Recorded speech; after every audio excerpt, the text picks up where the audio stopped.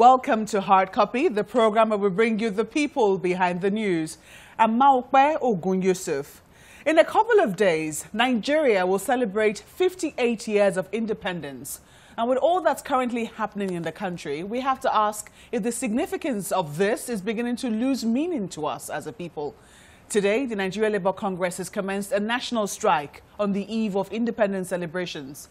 In many states, it's a tale of woe as floodwaters have ravaged many communities, taking lives and sources of livelihood along with them.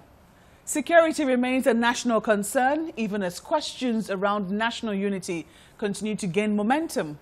In the middle of all of this, the polity is heating up as it prepares for yet another general election. Tonight on Hard Copy, I ask one of the aspirants who is seeking the presidential ticket of the People's Democratic Party what he has in store for a people who seem to be losing faith in a country where yesterday always seems to have been the better day. Senator Rabi Musa Kwankwaso, welcome to Hard Copy. Thank you very much, Mapi. My very first question to you, you're gunning for #1 seat in Nigeria, which will, be celebrating 58 years of independence on the 1st of October. How would you inspire, if you were to get that chance to lead the people, how would you inspire confidence of a renewed hope in Nigeria? Thank you very much. Let me congratulate Nigerians in advance as we are approaching another 1st October. And before I answer this question, I believe there is need to go back and look at the history. If you look at it very critically, you can see very clearly that over the years, the leadership in this country missed some critical steps to make this country greater. And that is not to say that we did not achieve anything. From 1960 to date, so much has been achieved.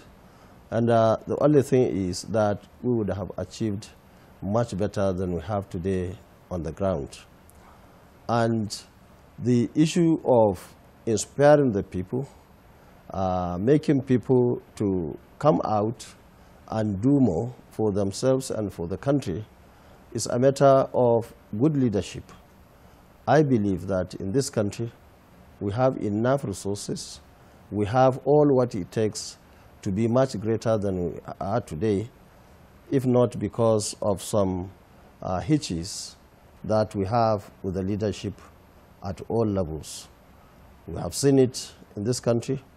In various states, you have a situation where leadership, same constitution, same state, and same resources, yet some leaders perform much better than others, so also at the national level. So what we need in this country is leadership that has all the capacity, all what it takes to inspire the people, to, of course, work harder and have peace and stability for the development of the country. Today, a lot of people will say that what we really need, or what the country is in dire need of, is a unifier, somebody whom they see as uniting all the different ethnic groups in the country. And that call has been going on for quite a while. Now, you are coming from Kano State, which you have led on different occasions in different capacities. Some people will say that you have shown your political prowess by remaining relevant in politics, especially in the Fourth Republic, since 1999 up till now. But then they still see you as a sectional leader. Do you think you fit the bill to be a unifier? Now, let me say that, as you rightly pointed out, I come from Kano, and Kano State is one of the cosmopolitan places in this country, a state that has all the tribes, all the religions that you can think of, and people from all parts of this country living in Kano over the years. And I'm also happy to say that I have been opportuned right from my primary school days to go into boarding primary school of those days. And that school, or boarding schools in those days, had everybody in those schools, all tribes. And from there, onwards, up to my days in the national NYSC here.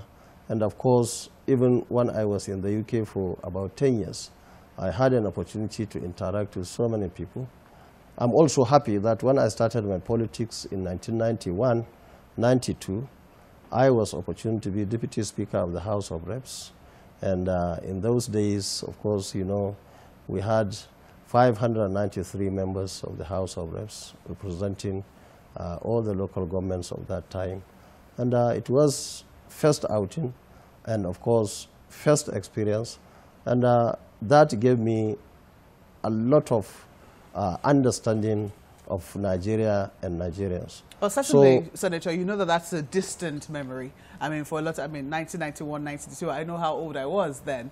But then, looking back now, or looking at your recent history, looking at your recent antecedent here in the Senate, and even as a former governor of Kano State, what would you say are some of the things that you have done on a national level that will propel you or will market you to the people of Nigeria as one that they would look to unify them?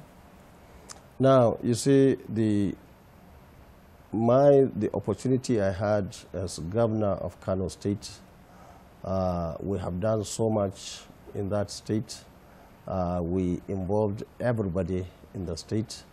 We had members of my cabinet from across the country, Yoruba, Igbo, of course, other minority groups were all represented in my cabinet. And I'm also happy to say that we gave scholarship to almost everybody that was in Kano State, because my belief has been that anybody who was living within the shores of Kano State, to me, is a Kano man.